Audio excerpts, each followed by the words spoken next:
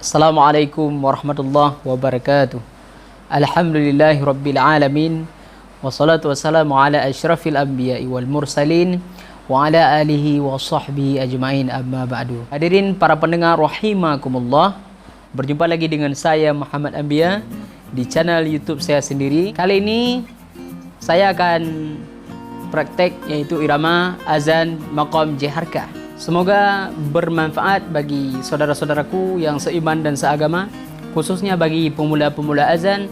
Baiklah, irama azan jiharkah ini nadanya kita ambil rendah, tapi tidak terlalu rendah. Contoh, ya le ya oh,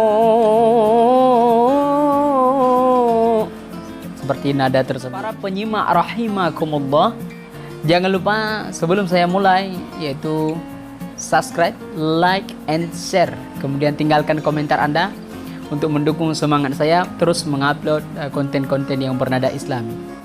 Baiklah, sekarang saya akan praktek ya sedikit contoh, yaitu sedikit contoh yang kemampuan yang saya punya, yaitu azan maqam irama jiharkah. Allahu Akbar, Allahu Akbar, Allahu Akbar, Allahu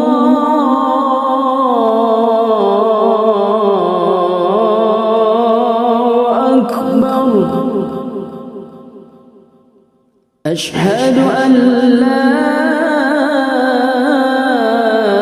ilaha illallah.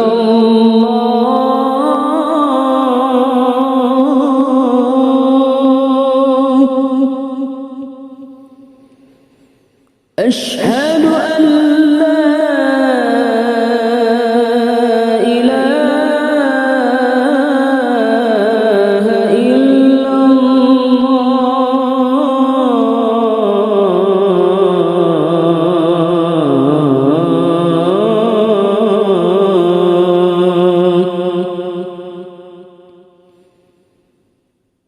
Asyhadu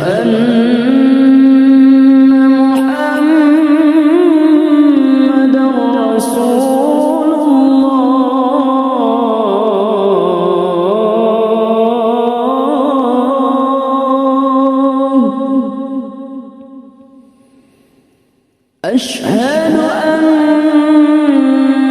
Muhammadan Rasulullah.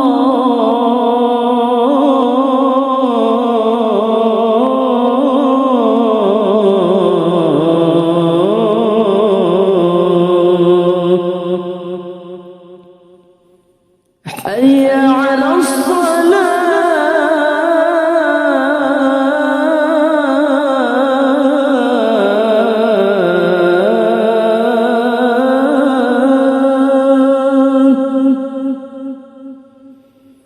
حي على الصلاة،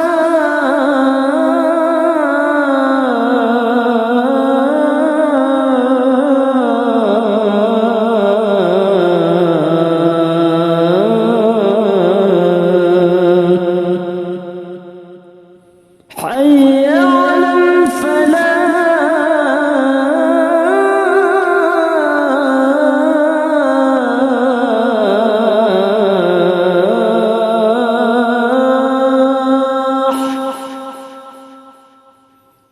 حي على الفلاح.